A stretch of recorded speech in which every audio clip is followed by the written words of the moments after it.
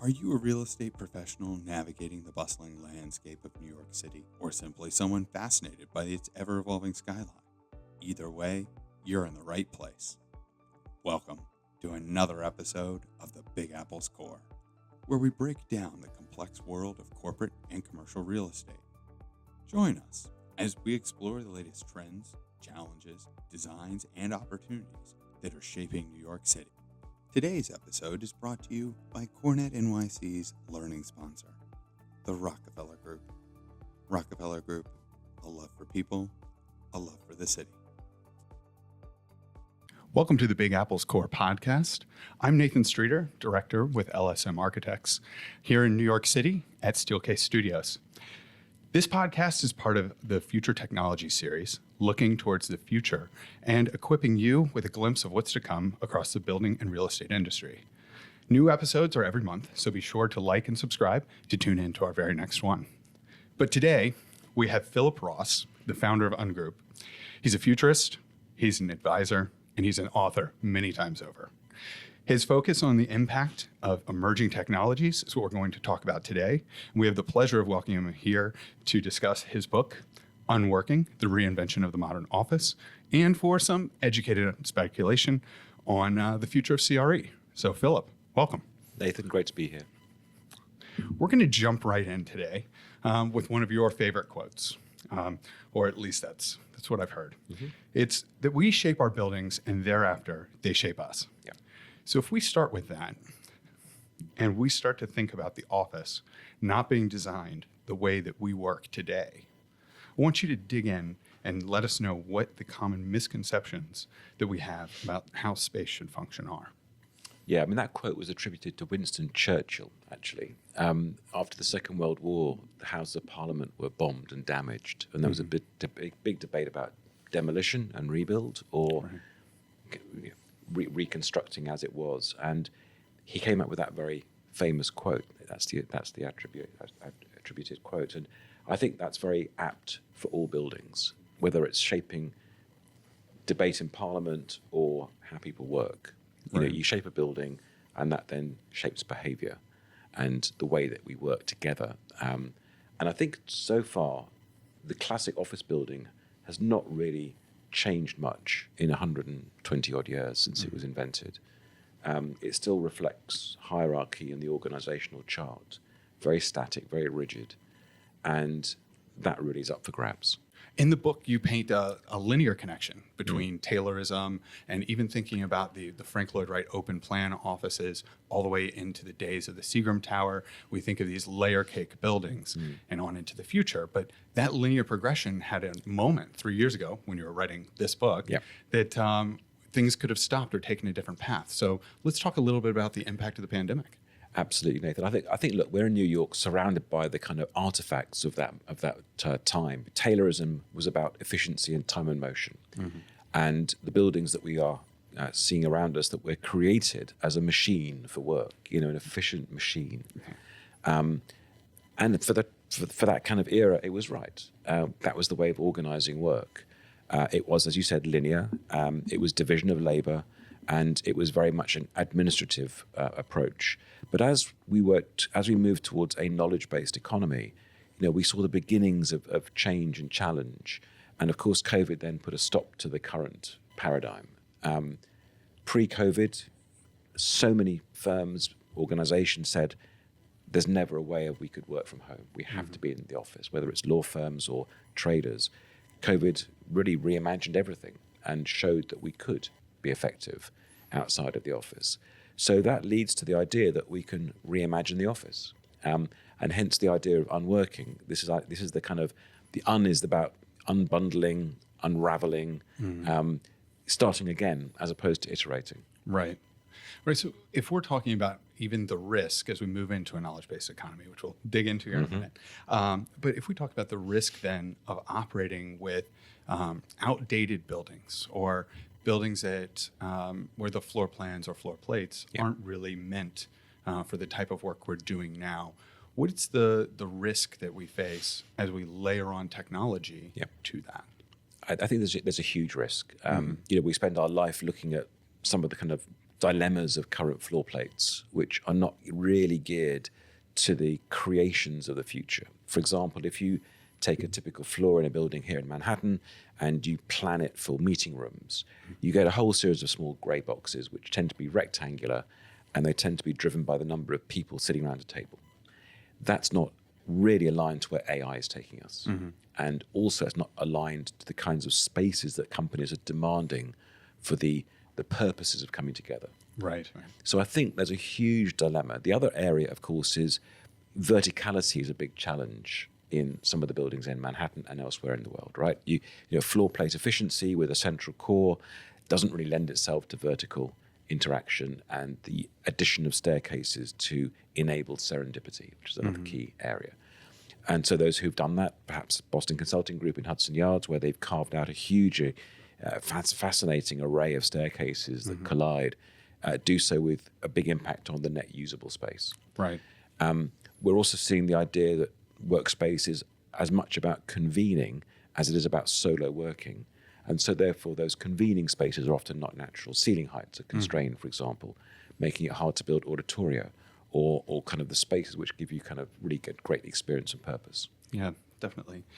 So as we're thinking about those moments of chance and kind of the organization around them, I know so we're drawing plans at LSM. Yep. You know, those happenstance moments of meeting become really important. You mentioned Boston Consulting, but if we're thinking about Unworking Yep.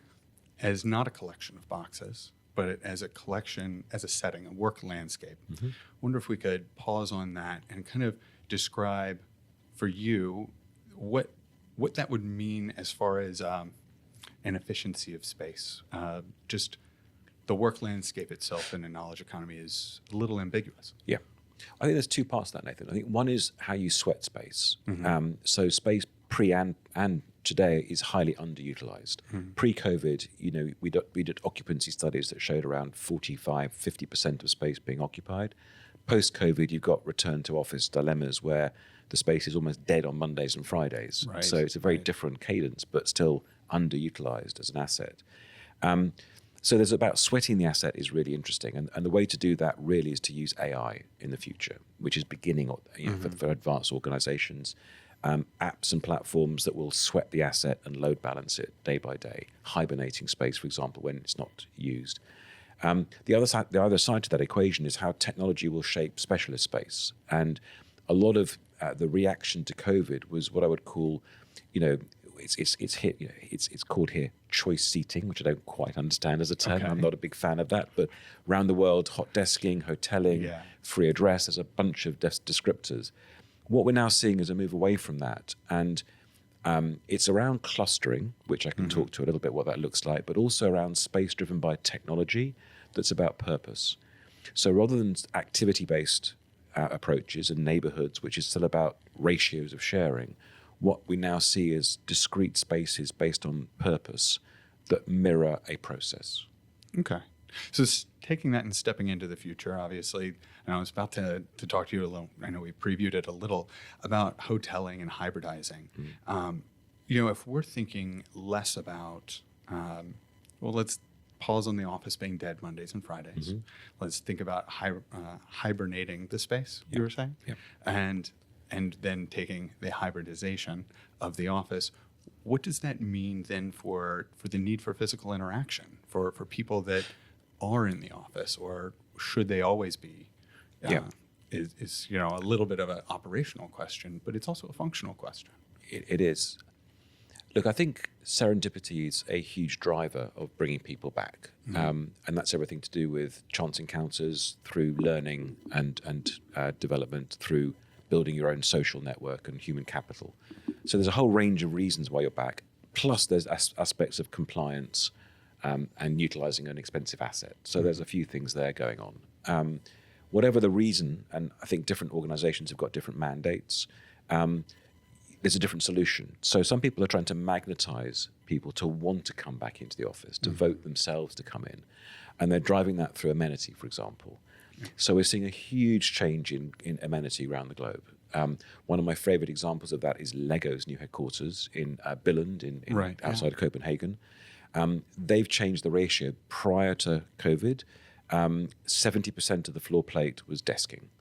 Now only 30% is desking. So Really? 70% of the entire headquarters is around space to kind of come together, including this remarkable environment called People House, which includes a 60-bedroom hotel, includes cinemas, healthcare environments, children's play areas and sports play with facilities. Legos, of course, yeah. A lot of play with Legos, you can imagine. Mini golf on the roof, all the way down to fantastic food and drink. Okay. So a very different approach to amenity. And we're seeing these things all over the globe. We're also seeing the technology enabling a different vision, mainly through enablement of a workplace app that, again, shapes new experience. And that app then is both telling you, informing you as to where people are, what space is underutilized, but then is it also acting to bring people together? Yeah, the apps of kind of today are a little bit basic. They often are about reserving space, whether it's desking, meeting rooms, and so on. The apps tomorrow are much more about social networking. And they are allowing AI to take over in terms of the nudges and suggestions as to when to come in and who to sit with. So, for example, Zoom has launched their workspace product, which uses AI to suggest where you should sit based on the collaboration coefficient. So they can mine data, generically known as Office Graph, of who's been on Zoom calls with whom else. And so, Nathan, if you came into an office on a Thursday and I was here and Ali was there and we've been on lots of Zoom calls, it would suggest that we sit together. Right. So that's the beginnings of AI. There's lots more to come. And we're seeing the first organizations react to that. There's a law firm we've been working with in Amsterdam who've now got a completely fluid workplace where every day people are sat with each other based on what the work is, the matter is, basically. And they're achieving huge outcomes around profit growth compared to normal practice-led approaches. Well, that's fantastic. I mean, I think that as we put our future hat on, and something you do every day, we're also unfortunately thinking about the risks that we have in the future and thinking about the coming out of the pandemic, the resiliency that these technologies and then maybe even a decentralized system might have with respect to either natural disasters or future pandemics. So just wondering, is that something that we should be planning for space-wise, or is that something that we need to be working hand in glove with technology-wise?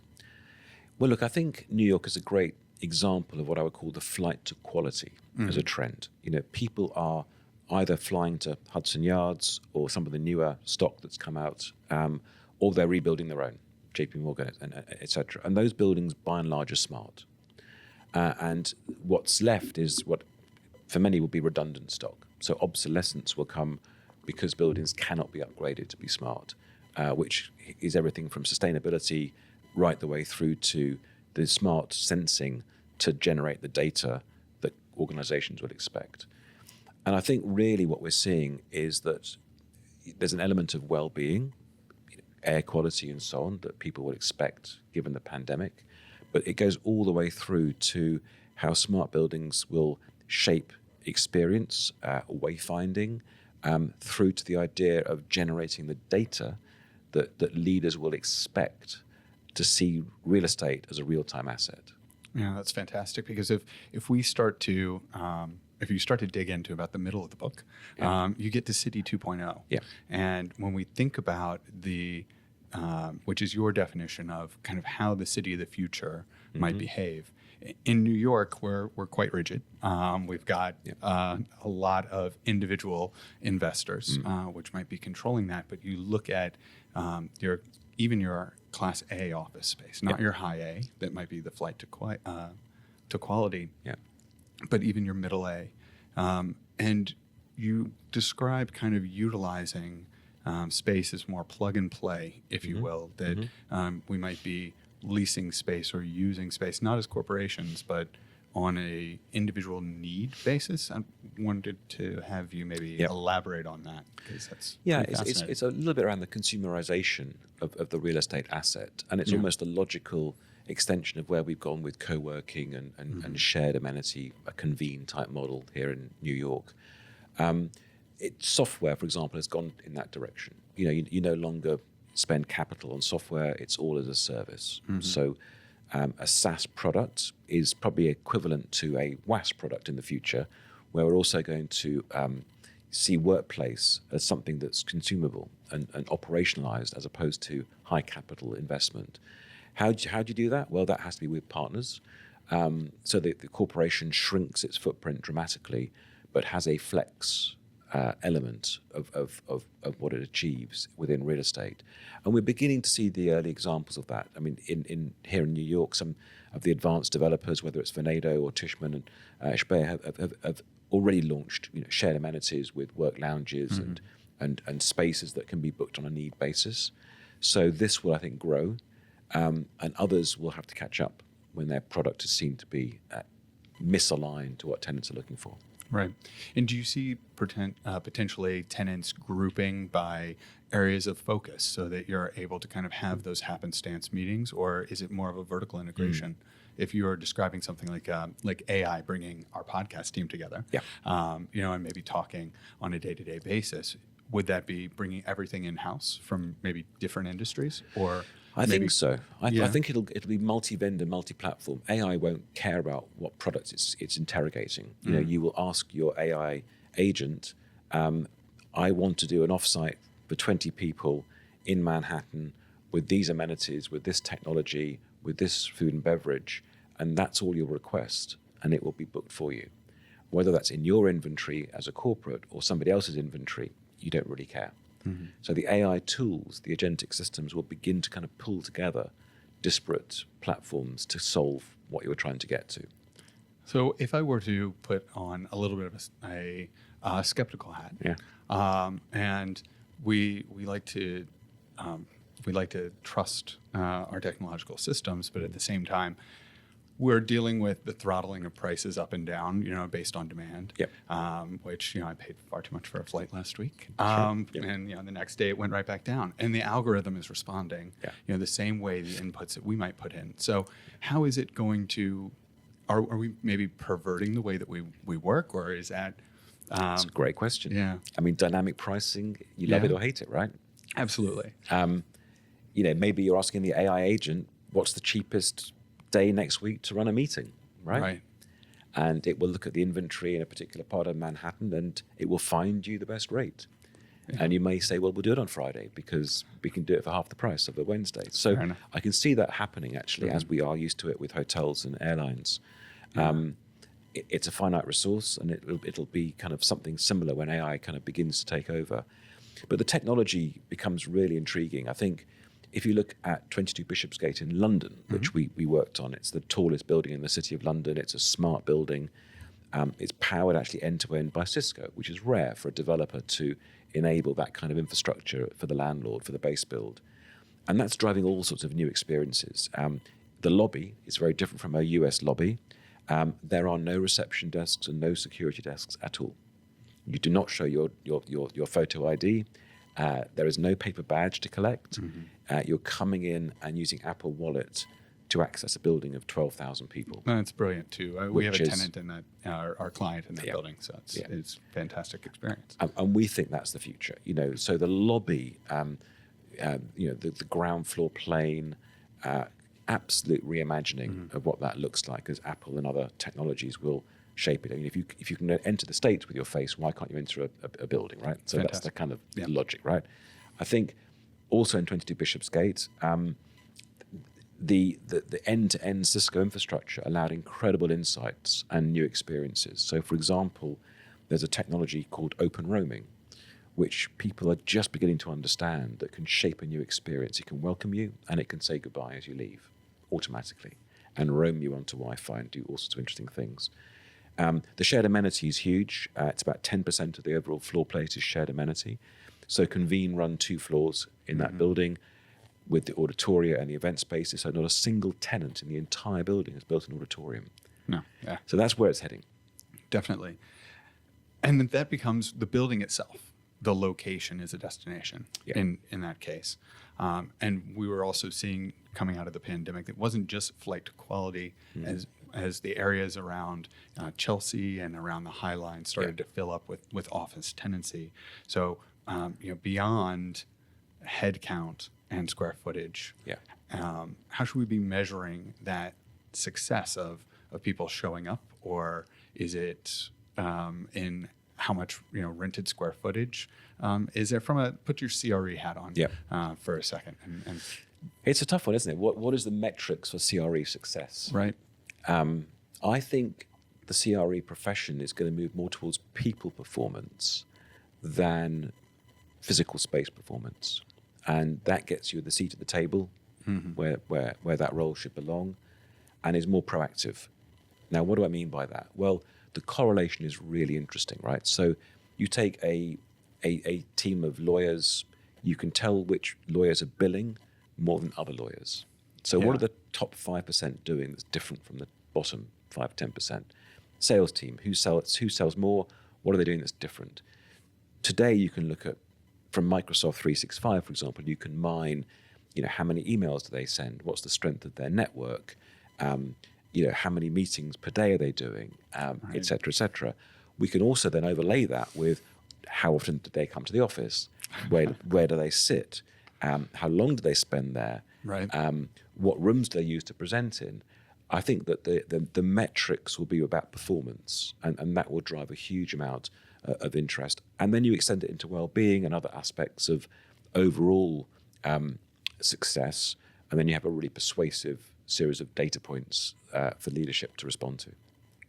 And as we think about that in a city standpoint, you'll have different landlords, different buildings that might be catering or performing better for different people. But at the early stages of this, before we get 50 to 100 years down the road, is this something that you see being individualized by building to try to meet the market? Well, I think landlords can differentiate, and there's a range of things they can do. I like to look at an experience design approach to real estate, which is not typically done by developers and landlords. So in our work, we have an experience design team, and we've worked for leading companies like Heinz, for example, to actually shape the experience that an individual, whether it's an employee or a guest, a VIP, et cetera, will have. So you look at it by a persona, and you shape every stage of the experience, and you look at where there are maybe pain points and friction, and then you also look at where you want to make memorable moments. And that experience design should inform all sorts of things, from the physical design of space to the provision of amenity, through to the data that's gathered to measure that experience or index it. Well, I'm looking forward to it, clearly. But for those of us who are listening today, and if you're someone who's trying to even sign a 10-year lease today, so what are the ways that we should be forward-looking, either on tech or on AI specifically, to make sure that those are considered in our leases or in our clients' leases as they get out there? So if we're again back to this tech approach, I think landlords have to embrace tech. That's the first point. Sure. And many just back off and don't invest in the tech as part of their development. We like buildings. Right, exactly. Bricks and mortar, right? It's kind of like much more tangible. And the landlord technology is really interesting. Obviously, it starts with a building management system. You have to put one of those in. You can either have it as a digital intelligence system or as a fairly dumb system. Digital twin is really interesting as a construct. So as part of the overall vision, you create a digital twin which gives you everything end to end, from construction all the way through to operations. And that can have a huge impact. And that's everything from naming conventions through to the way that vendors would interact with the BMS. Then you have the ability to create experience-led infrastructure and technology. And that depends on what shared amenity the landlord's going to provide. But it's everything from the arrival, so security gates and barriers, all the way through to Wi-Fi and connectivity, all the way through to provision, for example, of content and EPOS systems and other things around booking a shared amenity. I think that's the paradigm that's not yet understood. And what's interesting for us is that Wi-Fi is no longer just about connectivity. People think of it as, I need to connect to the net. It's now about shaping experience, because in Wi-Fi access points, there are some really exciting new technologies coming now. One for your listeners is ultra wideband, or UWB, which is now actually just about to be embedded in all Apple phones and is being used to date by the automotive industry to unlock cars. So if you've got a BMW or a Rivian and you're unlocking it with your cell phone, that uses UWB technology, no longer Bluetooth. So it's much more secure, much more short range. It's coming now into Wi-Fi access points, which gives you the most incredible ability to enable location-aware services inside the workplace, down to about 4 inches. Really? So these are technologies that both landlords but also tenants will be, watching to see how they can shape something very different. And depending on when they're listening to this episode, maybe you already have it. But, as we program that into our spaces, I imagine that has a lot of impacts for HVAC usage, and as far as cooling and providing energy to different parts of our buildings, customizing that experience as well. Absolutely, Nathan. Look, when you get to a smart building, you don't have to cool a room that has only got 2 people in it for a room that's scaled for 20. Right. So your load balance, your HVAC based on real-time occupancy. You can also hibernate rooms. So meeting rooms that haven't been booked, you can hibernate. And when they're booked, you can get systems up and running for the 10 minutes before to balance it. If the air quality is, you've had 15 people in a room all morning, and the next group comes along and the air quality is terrible with CO2 levels, you say, we've reimagined it, you're going somewhere else. So all of those things, all the way down to things like cleaning. Today it's an absolutely dumb approach. People come in and clean an entire office, even though half of it might not have been used. Absolutely. So if a room hasn't been used that day, it will inform the cleaning teams not to touch it, et cetera, et cetera. There's so much there that it's a very exciting new proposition. Yeah, definitely.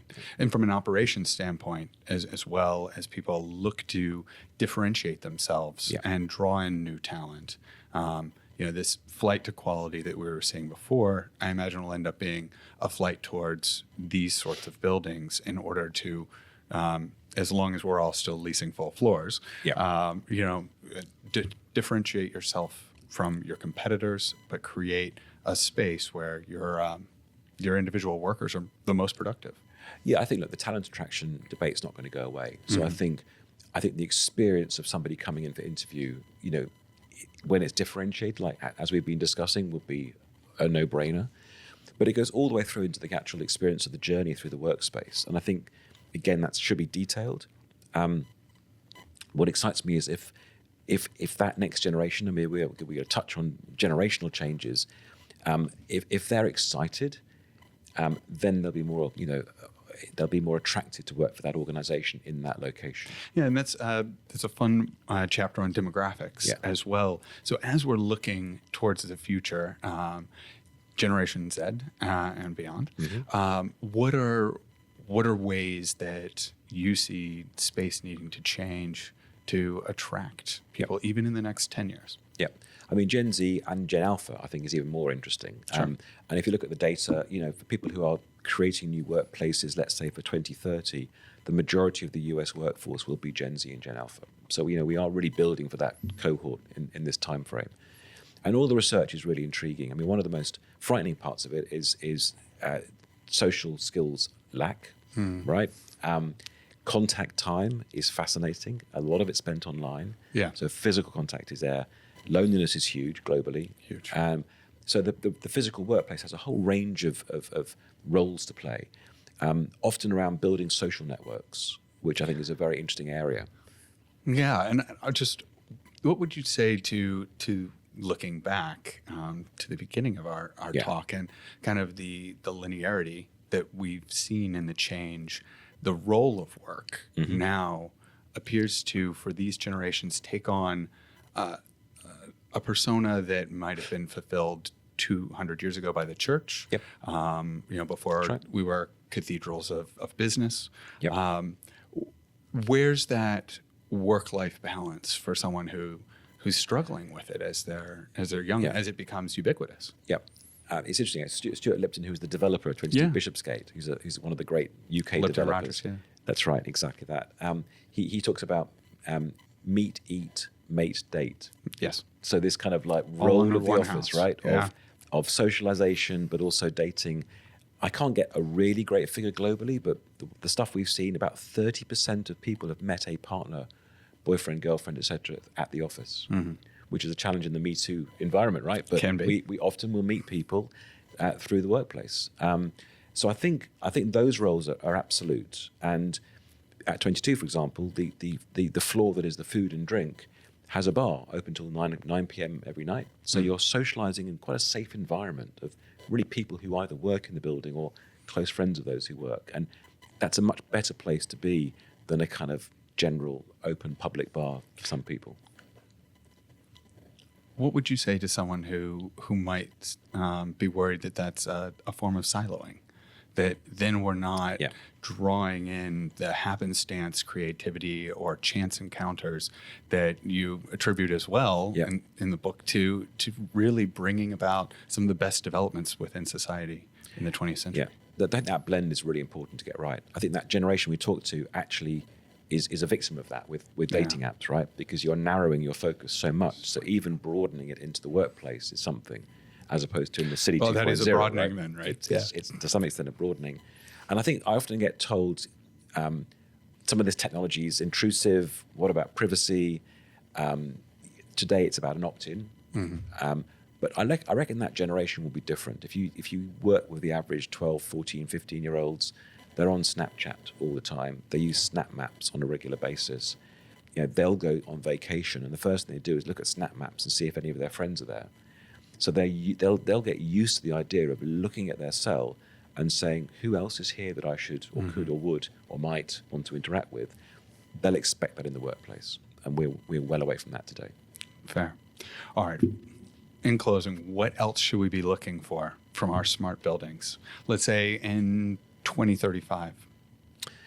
I think one of the biggest changes is the fact that we're going to carry more and more sophisticated technology. If you look at the iPhone today, the emergence of AI into cell phones and the others, in that timescale, we're going to be carrying a supercomputer in our pocket, which will have remarkable power. So I think it'll challenge what technology is in the workplace. We won't go to a desk and log into some kind of dumb terminal, thin client. We will bring something and dock it and use it as our gateway, as our conduit to work and everything else. And so therefore, I think there's a huge amount of change coming. Back to that early conversation about floor plates and rectangular rooms, we see the need for much more imagination around the geometry and the format of rooms, the topology of space we need. And that's partly about how AI cameras and other technologies will shape new formats and new sizing. The old rectangular room of 12 people around the table, that's dead. We won't have 2 screens on the wall. We will have wraparound screens. And people will be bringing technology into that space. So what's the ergonomics, the interface, the recharge, the connection, the sharing? All of these things are reshaping. And I think the other big area, of course, is getting hybrid right. So digital equity is still kind of a dream for many organizations. They struggle in these rooms to get people to be effective both physically and remotely and achieve that equality.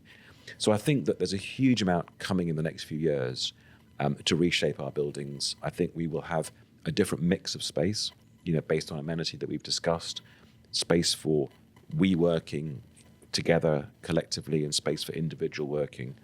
I think that there'll be a rise of landlord-based co-work, if we can call it that for now, but it will evolve.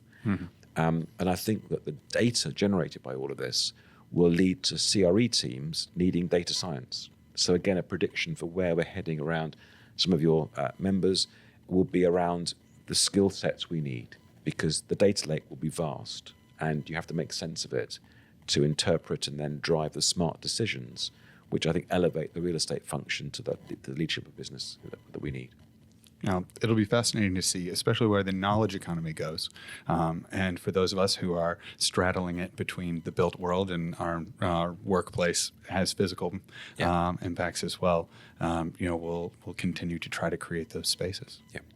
Fantastic. Thank you, Philip, so much. Nathan, it's been a pleasure. Thank you. And tune in. Remember to subscribe and like for all of our next episodes on the Future of Technology series.